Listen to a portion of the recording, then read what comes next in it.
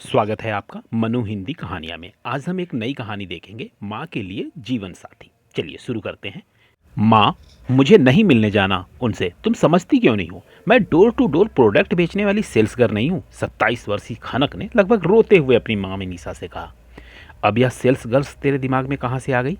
अरे लड़के के पास नहीं टाइम है तुझसे स्पेशल मिलने का तो बुला लिया अपने ऑफिस में, इसमें बुराई क्या है? माँ ने खनक को समझाते हुए कहा। माँ, ऐसे व्यस्त लड़के के साथ मेरी जिंदगी कैसे कटेगी? प्लीज माँ, कैंसिल कर दो नया मीटिंग। खनक ने मनुहार की। कैंसिल? यह भी कैंसिल, वह भी कैंसिल। तेरे इस कैंसिल कैंसिल के गेम में उम्र के किस लेवल पे पहुंच रही है पता है तुझे? माँ गंभीर हो गई थी। कनक ने सर झुका लिया। सच ही तो कह रही हूँ माँ। न जाने कितने लड़कों को वह कुछ न कुछ बहाना बनाकर रिजेक्ट कर चुकी है। सच तो यह है कि वह अपनी माँ को अकेले छोड़कर जाना ही नहीं चाहती। बेटे की चाह में पापा ने 15 साल पहले माँ को तलाक देकर माँ को कम अकेलापन थोड़े दिया है जो मैं भी उन्हें छोड़कर बिल्कुल अकेला कर दूं। आज खनक ने माँ को अपना फैसला सुनाने का निर्णय कर लिया। माँ, मैं उसी से शादी करूंगी जो मेरे साथ मेरी माँ को भी अपनी माँ के रूप में स्वीकार करे, उसे अपने साथ रखेगा, मुझे अपने साथ रखेगा। मुझे अपने साथ रखेगा? माँ को खनक के बचकानेपन पे खींच हो आई। मैं उस लड़के से मिलूंगी अगर उसे मेरी शर्त मंजूर हुई तो ठीक, वरना यह रिश्ता कैंसिल। कहकर खनक लैपटॉप लेकर बैठ गई और 20 साल की मन्नत की शादी खनक के पापा प्रताप से हुई थी जो उस समय 28 साल के थे। ये प्रताप की दूसरी शादी थी। पहली बीवी की डिलीवरी टाइम के समय डेथ हो गई। पहली पत्नी की 2 बेटियां हुई। तीसरी डिलीवरी के समय जच्चा बच्चा दोनों की मौत हो गई। खनक उनकी पहली पत्नी की छोटी बेटी, बड़ी बेटी 5 साल की उम्र में ही मलेरिया का शिकार होकर मर गई। तब दादी ने दूर गांव की रिश्तेदारी में मिनीसा को खोज निकाला। दूसरी पत्नी मिनीसा के भी एक बेटी हुई थी, मगर दुर्भाग्यवश वह ना रही। उसके बाद मिनीसा के मां बनने के आसार भी खत्म हो गए और शादी के 10 साल बाद आखिर पापा ने मां पे दबाव डाल के तलाक लेकर बेटे का बाप बनने के लिए तीसरी शादी कर ली। माँ तो भोली भाली थी, क्या पापा को भी नहीं पता था कि बेटा बेटी होने में माँ की जिम्मेदारी नहीं होती है? तलाक के बाद मिनीसा ने गुजारा भत्ता लेने से इनकार कर दिया और खनक को अपने पास ही रखा। पापा को कोई ऐतराज ना हुआ। किसी तरह ब्यूटिशियन कोर्स कर मिनीसा ने अपना ब्यूटी पार्लर खोल लिया। धीरे धीरे ही सही जिंदगी पटरी पे चलने लगी। ना ही कभी खनक के मन में और ना ही कभी मिनीसा के दिल में यह ख्याल आया कि खनक उनकी सौतेली बेटी है। तय समय पर लड़के से मिलने के लिए खनक उसके ऑफिस पहुंची। रिसेप्शनिस्ट ने बताया कि मीटिंग ओवर होने वाली है, वह 5 मिनट इंतजार कर ले। खनक सोफे पे बैठ गई। उसी सोफे पे किनारे एक लगभग 52 वर्ष की उम्र के आसपास एक संभ्रांत से अधेड़ सज्जन 2 साल के बच्चे को गोद में लिए बैठे थे।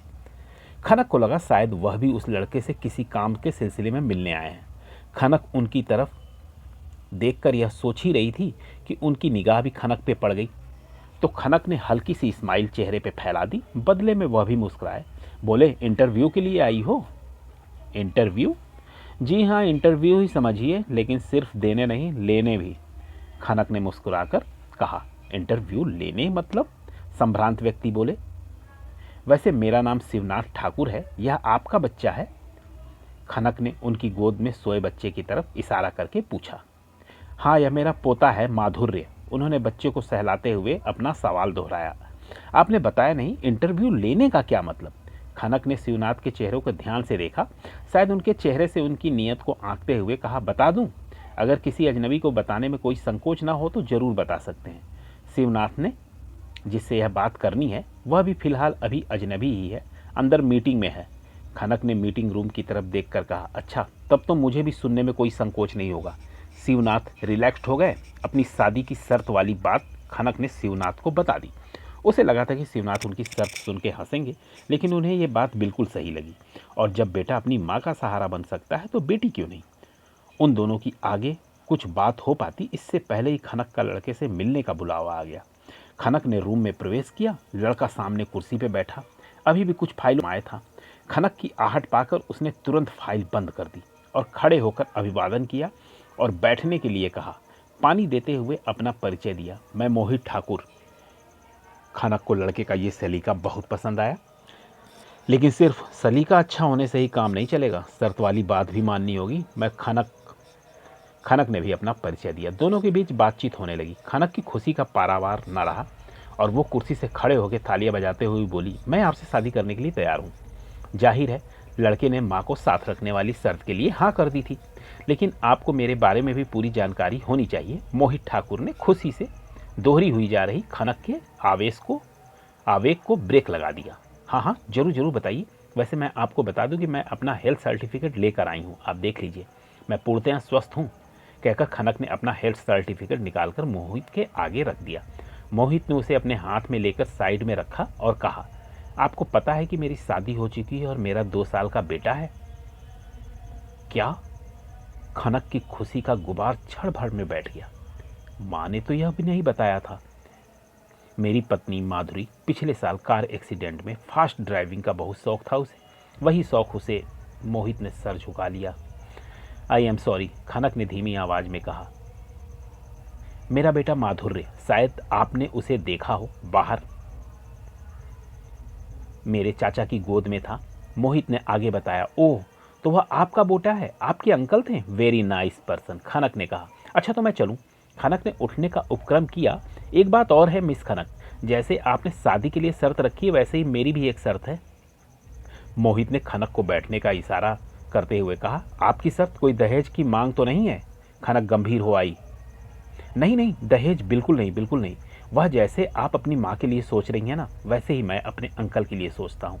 वो मेरे पापा के दोस्त हैं। जब मैं 10 साल का था तभी मेरी मम्मी की डेथ हो गई। कुछ सालों बाद मेरे पापा भी नहीं रहे, तब इन्हीं अंकल ने मुझे अपने बेटे की तरह पाला है।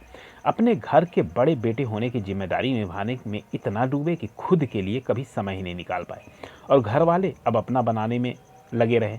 किसी ने अंकल का घर बसाने की कोशिश नहीं की। फिर उम्र निकल गई तो अंकल ने भी शादी के बारे में नहीं सोचा, कभी शादी नहीं की। लेकिन अब उनके जीवन के इस दौर में एक साथी होना बहुत जरूरी है। मोहित की कहानी खनक खामोशी से बैठी सुन रही थी। लेकिन अब मैंने तय किया कि मैं दूसरी शादी तभी करूंगा जब अंकल अपने जीवन साथी के लिए हाँ करेंगे।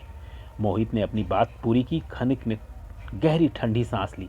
शर्त तो आपकी भी जायज़ है। हमारे लिए हमारे पेरेंट्स कितना सोचते हैं तो हमें भी उनका ध्यान रखना ही चाहिए। उसके बाद खनक और मोहित ने 20-30 मिनट और बात की। फिर खनक मोहित के ऑफिस से बाहर आई तो देखा शिवनाथ जी सोफे पे मौजूद नहीं थे। माँ माँ, खनक ने घर में घुसते ही माँ के हाथों को पकड़ के चूम लिया और माँ को लेकर डांस करने लगी। क्या क्या हुआ? लड़का बहुत पसंद आया क्या? मिनीषा की खुश होते देख पूछा माँ ने। लड़का बहुत पसंद आया, मगर उससे भी ज़्यादा पसंद है उनके अंकल। खनक ने माँ को कुर्सी पर बैठाते हुए कहा। उसके अंकल पसंद आए मतलब? मिनीषा चिंतित हो उठी।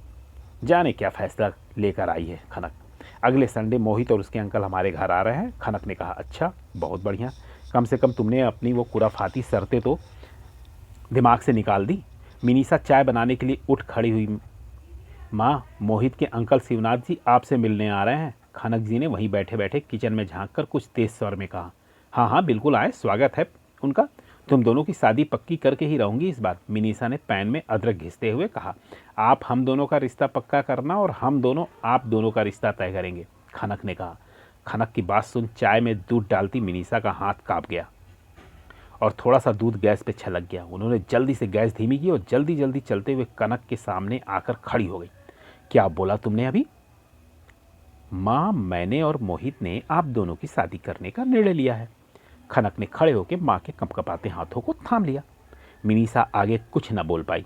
बेटी के विदा हो जाने के बाद मिनीषा की जिंदगी में आने वाला दिन रात का अकेलापन उन्हें डरा रहा था। फिर भी बेटी की खुशी के लिए इस डर को अपना साथी बनाने के लिए पूरी तरह तैयार थी। मगर बेटी ने उनके लिए वह सोचा जो एक माँ ही अपनी बेटी के लिए सोच सकती है। बेटी के भविष्य की चिंता, उसके आने वाले कल की चिंता। शायद आज के बच्चे जानते हैं कि ज़िंदगी एक बार मिलती है, इसे प्यार से जियो और खूब जियो। आखिरी सांस तक कीमती है, इसलिए हमेशा लव यू ज़िंदगी बहुत।